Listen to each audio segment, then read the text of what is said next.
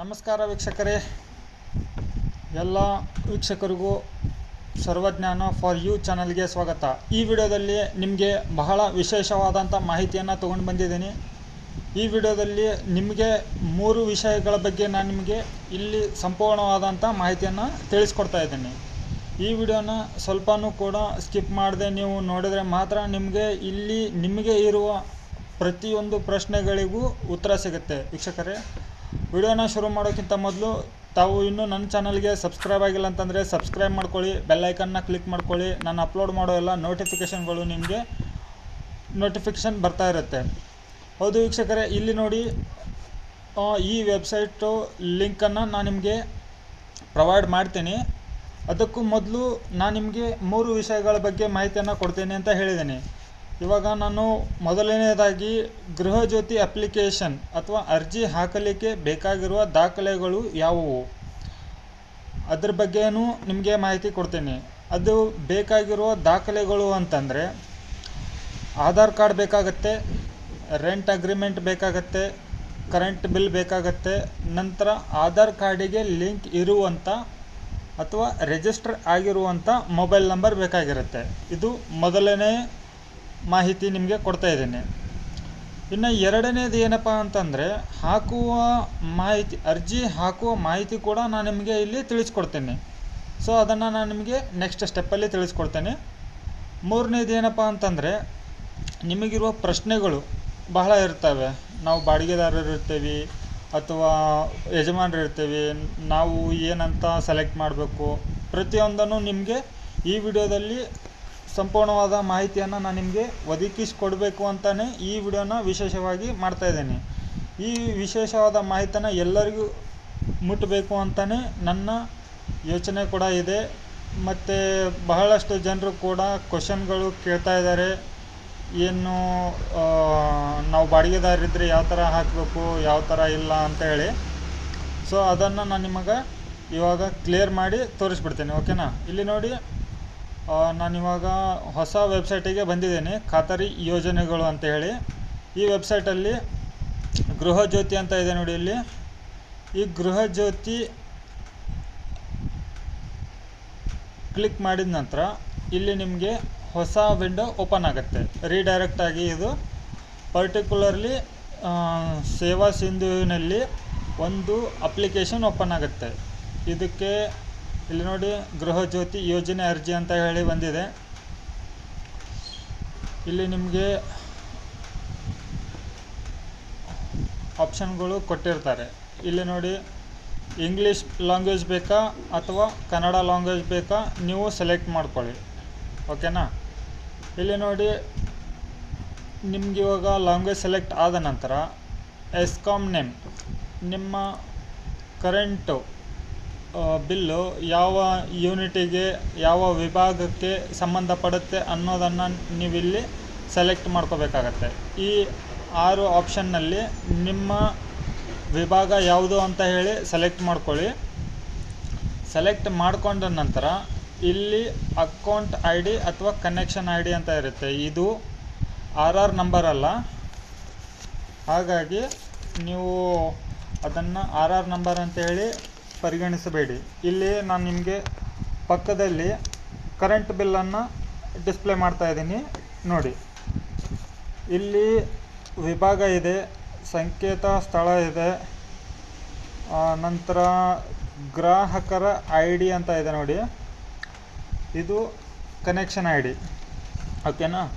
ಇಲ್ಲಿ RR number ಅಂತ ಇದೆ ನೋಡಿ. ಈ RR ನಂಬರ್ ಅಂತಂದರೆ ಇಲ್ಲಿ ಒಂದು ಅಲ್ಫಾ ನ್ಯೂಮೆರಿಕ್ ಇರುತ್ತೆ, ನಂತರ ಪಕ್ಕದಲ್ಲಿ ನ್ಯೂಮೆರಿಕ್ ಇರುತ್ತೆ. ಇದಲ್ಲ RR ನಂಬರ್ ಅಂದರೆ. ಇಲ್ಲಿ ಗ್ರಾಹಕರ ಐ ಡಿ ಅಂತ ಇದೆ ನೋಡಿ. ಈ ಐ ಡಿನ ನೀವು ಇಲ್ಲಿ ಹಾಕಬೇಕಾಗತ್ತೆ, ಸರಿನಾ. ನಂತರ account holder name as in ESCOM, ನಿಮ್ಮ ಬಿಲ್ಲಿನಲ್ಲಿ ಅಂದರೆ ಕರೆಂಟ್ ಬಿಲ್ನಲ್ಲಿ ಯಾರ ಹೆಸರು, ಇವಾಗ ನಿಮ್ಮ ಕ್ವಶನ್ಗಳು ಇಲ್ಲಿನೇ ಕ್ಲಿಯರ್ ಆಗ್ತವೆ.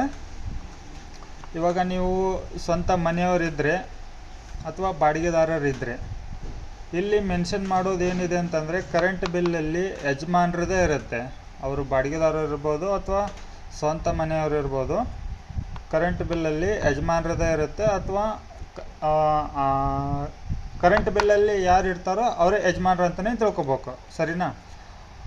ಕರೆಂಟ್ ಬಿಲ್ಲಲ್ಲಿ ಯಾವ ಥರ ಕನೆಕ್ಷನ್ ಐ ಡಿ ಇರುತ್ತೆ, ನಂತರ ಹೋಲ್ಡರ್ ನೇಮ್ ಇರುತ್ತೆ, ಅಡ್ರೆಸ್ ಯಾವ ಥರ ಇರುತ್ತೆ ಎಲ್ಲನೂ ವೆರಿಫಿಕೇಷನ್ ಮಾಡಿ ಇಲ್ಲಿ ಒಂದೊಂದಾಗಿ ನೀವು ಇದರೊಳಗಡೆ ಫಿಲಪ್ ಮಾಡ್ಕೊಳ್ತಾ ಬನ್ನಿ, ಸರಿನಾ. ನಂತರ ಟೈಪ್ ಆಫ್ ಆಕ್ಯುಪೆನ್ಸಿ, ಇಲ್ಲಿ ನೋಡಿ ಓನರ್ ಇತ್ತಂದರೆ ಅವರಿಗೆ ಬೇಕಾಗಿರೋ ದಾಖಲೆಗಳೇನಂತಂದರೆ ಆಧಾರ್ ಕಾರ್ಡ್ ನಂಬರ್ ಬೇಕು.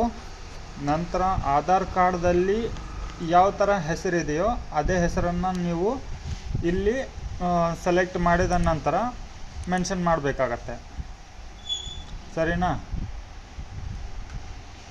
ಇಲ್ಲಿ ಆಧಾರ್ ಕಾರ್ಡ್ ನಂಬರ್ ಹಾಕಿದ ನಂತರ ಅವರ ಹೆಸರು ಕೂಡ ಇಲ್ಲಿ ಯಾವ ಥರ ಇರುತ್ತೆ ಅದನ್ನು ಇಲ್ಲಿ ಮೆನ್ಷನ್ ಮಾಡ್ಕೊಳ್ಳಿ. ಇಲ್ಲಿ ಆಧಾರ್ ಕಾರ್ಡಿಗೆ ರಿಜಿಸ್ಟರ್ ಆಗಿರುವಂಥ ಮೊಬೈಲ್ ನಂಬರನ್ನೇ ನೀವು ಹಾಕಬೇಕು, ಯಾಕಂದರೆ OTP ಬರುತ್ತೆ. OTP ಬಂದಾಗ ಅದು ಇಲ್ಲಿ ಹಾಕಿದ ನಂತರ ವೆರಿಫಿಕೇಷನ್ ಮಾಡುತ್ತೆ, ವ್ಯಾಲಿಡೇಷನ್ ಆದ ನಂತರನೇ ಅದು ನಿಮಗೆ ನೆಕ್ಸ್ಟ್ ಸ್ಟೆಪ್ಪಿಗೆ ಹೋಗುತ್ತೆ. ನಂತರ ಇಲ್ಲಿ ನೋಡಿ ಡಿಕ್ಲರೇಷನ್ ಇದೆ, ಇಲ್ಲಿ ಚೆಕ್ ಬಾಕ್ಸ್ ಇದೆ. ಚೆಕ್ ಮಾರ್ಕ್ ಮಾಡಿದ ನಂತರ ಇಲ್ಲಿ ನಿಮ್ಮ ಕ್ಯಾಪ್ಚಾ ಕೋಡನ್ನು ಕರೆಕ್ಟಾಗಿ ನೋಡಿಬಿಟ್ಟು ಸಬ್ಮಿಟ್ ಮಾಡಿ. ಈ ಸಬ್ಮಿಟ್ ಮಾಡಿದ ನಂತರ ನಿಮಗೆ ಒಂದು ಎಕ್ನಾಲೇಜ್ಮೆಂಟ್ ಬರುತ್ತೆ, ಸರಿನಾ. ನಾನು ನಿಮಗೆ ದಾಖಲೆಗಳು ಯಾವ್ದಾದ್ರು ಬೇಕು ಅಂತ ಅನ್ನೋದು ಹೇಳಿದೆ.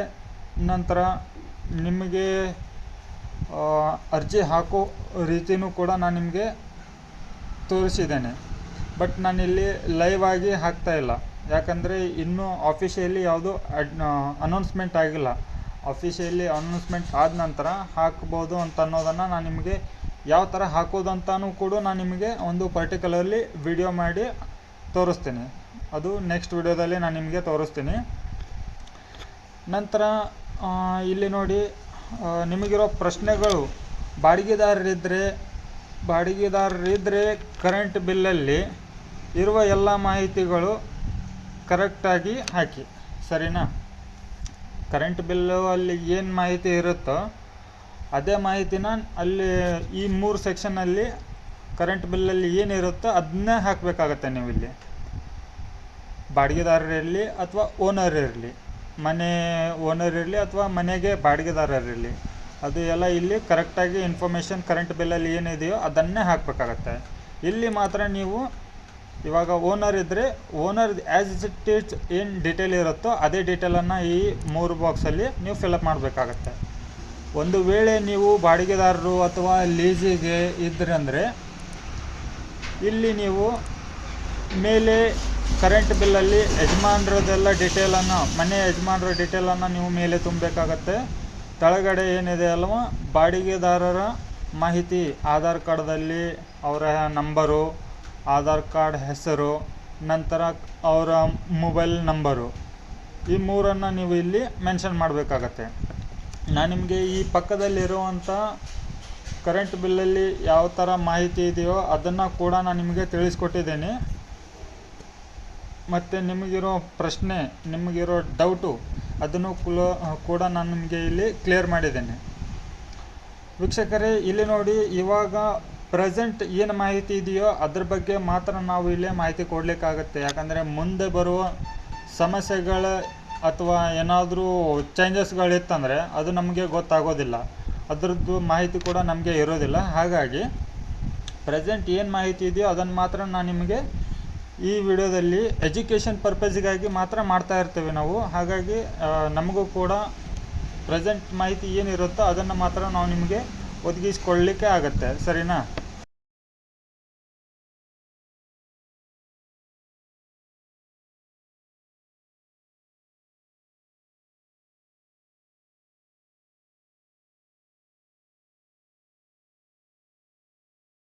ವೀಕ್ಷಕರೇ, ಮತ್ತು ಇನ್ನೊಂದು ಏನಪ್ಪ ಅಂತಂದರೆ, ನನಗೆ ನಿನ್ನೆ ಅಥವಾ ಲಾಸ್ಟ್ ವಿಡಿಯೋದಲ್ಲಿ ಕೆಲವೊಂದು ವೀಕ್ಷಕರು ನನಗೆ ಕ್ವಶನ್ ಮಾಡಿದರು. ಖಾತೆ ಸಂಖ್ಯೆನ ಇಲ್ಲಿ ಏನು ಎಡಿಟ್ ಮಾಡೋಕ್ಕೆ ಬರ್ತಾಯಿಲ್ಲ, ಇಲ್ಲಿ ಹಾಕಿರೋ ಖಾತೆ ಸಂಖ್ಯೆಗಳು ಎಡಿಟ್ ಆಗೋದಿಲ್ಲ ವೀಕ್ಷಕರೇ. ಯಾಕಂದರೆ ಕರೆಂಟ್ ಬಿಲ್ಲಲ್ಲಿ ಯಾರ್ದು ಐ ಡಿ ಹಾಕಿರ್ತವೋ ಇಲ್ಲಿ ನೋಡಿ, ನಾನು ನಿಮಗೆ ಒಂದು ಎಕ್ಸಾಂಪಲ್ ಕೂಡ ನಾನು ನಿಮಗೆ ಇಲ್ಲಿ ತೋರಿಸ್ಕೊಡ್ತೀನಿ. ಜಸ್ಟ್ ನಾನು ನಿಮಗೆ ಕನ್ಫರ್ಮ್ ಮಾಡ್ತಾ ಇದ್ದೇನೆ. ಹಾಕುವಾಗ ಕರೆಂಟ್ ಬಿಲ್ಲಲ್ಲಿ ಯಾವ ಐ ಡಿ ಇದೆಯೋ ಅದೇ ಐ ಡಿನ ಹಾಕಬೇಕಾಗತ್ತೆ. ಹಾಕಿದ ನಂತರ ಇಲ್ಲಿ ಕ್ಲಿಕ್ ಮಾಡಿದರೆ ಇಲ್ಲಿ ನೋಡಿ, ಇಲ್ಲಿ ನಮಗೆ ಎಡಿಟ್ ಆಪ್ಷನ್ ಏನೂ ಬರೋದಿಲ್ಲ. ಕರೆಂಟ್ ಬಿಲ್ಲಲ್ಲಿ ಯಾರ ಹೆಸರ ಮೇಲೆ ಕರೆಂಟ್ ಬಿಲ್ ಇರುತ್ತೋ, ಯಜಮಾನರ ಹೆಸರ ಮೇಲೆ ಅವ್ರದ್ದು ಡೀಟೇಲನ್ನೇ ಇಲ್ಲಿ ತೊಗೊಳುತ್ತೆ. ಇದನ್ನು ಯಾವುದೇ ಥರ ನೀವು ಕರೆಕ್ಷನ್ ಆಗಲಿ ತಿದ್ದುಪಡಿ ಆಗಲಿ ಮಾಡಲಿಕ್ಕೆ ಬರೋದಿಲ್ಲ. ಇದನ್ನು ನೀವು ಅಲ್ಲಿ ಕೆ ಬಿಯಲ್ಲಿನೇ ಕರೆಕ್ಷನ್ ಮಾಡಿಸ್ಬೇಕಾಗತ್ತೆ. ಕರೆಕ್ಷನ್ ಕೂಡ ಡೈರೆಕ್ಟಾಗಿ ಮಾಡಲಿಕ್ಕಾಗಲ್ಲ. ಅದಕ್ಕೂ ಸ್ವಲ್ಪ ಪ್ರೊಸೀಜರ್ಸು, ರೂಲ್ಸು ಇದೆಲ್ಲ ಇರುತ್ತೆ. ಸೊ ವೀಕ್ಷಕರೇ, ಸರಿಯಾದ ಪೂರ ಮಾಹಿತಿಯನ್ನು ನೀವು ತಿಳ್ಕೊಂಡ ನಂತರ ಈ ಅಪ್ಲಿಕೇಶನನ್ನು ಹಾಕಿ. ಅಲ್ಲಿವರೆಗೆ ಟ್ರೈ ಅಂತ ಹೇಳಿ ಮಾಡಬೇಡಿ. ಕನ್ಫರ್ಮ್ ಆಗಿ ನನಗೆ ಇದ್ರ ಬಗ್ಗೆ ಎಲ್ಲ ಗೊತ್ತಿದೆ ಅಂತ ಹೇಳಿ ಅಂದ್ಕೊಂಡ ನಂತರನೇ ಈ ಅಪ್ಲಿಕೇಶನ್ ಅರ್ಜಿ ಸಲ್ಲಿಸಲಿಕ್ಕೆ ಮುಂದಾಗಿ. ಯಾಕಂದರೆ ಇವಾಗ ವಿಡಿಯೋ ಮಾಡಿರ್ತೇವೆ ನೀವು ಪೂರ್ತಿಯಾಗಿ ವಿಡಿಯೋನ ನೋಡೋದಿಲ್ಲ. ನಿಮ್ಗೆ ಎಲ್ಲಿ ಮಟ್ಟ ಬೇಕು ಅಲ್ಲಿ ಮಟ್ಟ ಮಾತ್ರನೇ ನೋಡ್ತೀರಾ, ಸ್ಕಿಪ್ ಮಾಡ್ತೀರಾ. ನನಗೆ ಪೂರ ಮಾಹಿತಿ ಸಿಕ್ತು ಅಂತ ಹೇಳಿ ನೀವು ವಿಡಿಯೋನ ಕ್ಲೋಸ್ ಮಾಡಿ ಅಪ್ಲಿಕೇಶನ್ ಹಾಕಲಿಕ್ಕೆ ಹೋಗಿಬಿಡ್ತೀರಾ. ಸೊ ವೀಕ್ಷಕರೇ, ಆ ಥರ ಮಾಡಬೇಡಿ. ಆ ಥರ ಮಾಡೋದ್ರಿಂದ ನಿಮಗೆ ಪೂರ ನಾಲೆಜ್ ಸಿಗೋದಿಲ್ಲ ಇದ್ರ ಬಗ್ಗೆ. ಹಾಗಾಗಿ ಪೂರ ವಿಡಿಯೋನ ನೋಡಿ. ನಾವು ವಿಡಿಯೋದಲ್ಲಿ ನಮ್ಮಿಂದನೂ ಕೂಡ ಏನಾದರೂ ಚಿಕ್ಕ ಪುಟ್ಟ ತಪ್ಪುಗಳು ಆಗಿದ್ದರೆ ನಮಗೂ ಕೂಡ ಕ್ಷಮೆ ಇರಲಿ ವೀಕ್ಷಕರೇ. ಯಾಕಂದರೆ ನಾವು ಕೂಡ ಮಾನವರೇ, ನಮಗೂ ಕೂಡ ಮುಂದೆ ಆಗೋದು ಏನು ಅಂತೇಳಿ ನಮಗೂ ಗೊತ್ತಿರೋದಿಲ್ಲ. ಪ್ರೆಸೆಂಟ್ ಏನು ಮಾಹಿತಿ ಇರುತ್ತೋ ಅದನ್ನು ಮಾತ್ರ ನಾವು ನಿಮಗೆ ತಿಳಿಸ್ಕೊಡ್ಬೋದಾಗುತ್ತೆ. ಇವಾಗ ಪ್ರೆಸೆಂಟ್ 200 ಯೂನಿಟ್ ಅಂತೇಳಿ ನಿಮಗೆ ಫ್ರೀ ಎಲ್ಲ ಗೃಹ ಜ್ಯೋತಿ 200 ಯೂನಿಟ್ವರೆಗೆ ಫ್ರೀ ಅಂತ ಹೇಳಿದ್ದಾರೆ. ಮುಂದೆ ಏನಾದರೂ ಚೇಂಜ್ ಆಯ್ತಂದರೆ ಅದಕ್ಕೂ ಕೂಡ ಜವಾಬ್ದಾರಿ ಅಥವಾ ಅದರದ್ದು ರೆಸ್ಪಾನ್ಸಿಬಿಲಿಟಿ ನಮ್ಮದಿರೋದಿಲ್ಲ. ಗೌರ್ಮೆಂಟ್ ಏನು ಫೆಸಿಲಿಟಿ ಕೊಡುತ್ತೋ ಅದು ಮಾತ್ರ ನಿಮಗೆ ಅಪ್ಲೈ ಆಗುತ್ತೆ. ಸರಿನಾ ವೀಕ್ಷಕರೇ?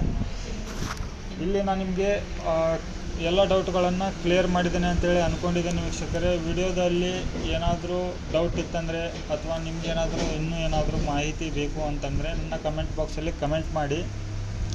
ಅಲ್ಲಿವರೆಗೆ ನನ್ನ ಚಾನಲ್ಗೆ ನೀವಿನ್ನೂ ಹೊಸಬರಾಗಿದ್ದರೆ ಸಬ್ಸ್ಕ್ರೈಬ್ ಕೂಡ ಮಾಡ್ಕೊಳ್ಳಿ. ನೋಟಿಫಿಕೇಷನ್ ಕೂಡ ಬರ್ತಾ ಇರ್ತವೆ ನಿಮಗೆ ಇಂಥ ನಾಲೆಜ್ಗಳ ವಿಡಿಯೋಗಳ ಬಗ್ಗೆ. ನಿಮಗೆ ಅಥವಾ ನಿಮ್ಮ ಫ್ರೆಂಡ್ಸಿಗೆ ಇಂಥ ನಾಲೆಜ್ಗಳ ಬಗ್ಗೆ ಮಾಹಿತಿ ಇಲ್ಲ ಅಂತಂದರೆ ಅವ್ರಿಗೂ ಕೂಡ ನೀವು ಶೇರ್ ಮಾಡಿ ಈ ವಿಡಿಯೋದ ಲಿಂಕನ್ನು. ಅವರು ಕೂಡ ಮಾಹಿತಿ ಅವಶ್ಯಕತೆ ಇರುತ್ತೆ ಎಲ್ಲರಿಗೂ. ಮತ್ತು ನಾನು ನಿಮಗೆ ನೆಕ್ಸ್ಟ್ ಒಂದು ಲೈವ್ ವಿಡಿಯೋದೊಂದಿಗೆ ನಾನು ನಿಮಗೆ ಸಿಗ್ತೇನೆ ವೀಕ್ಷಕರೇ. ಅಲ್ಲಿವರೆಗೂ ಜೈ ಹಿಂದ್.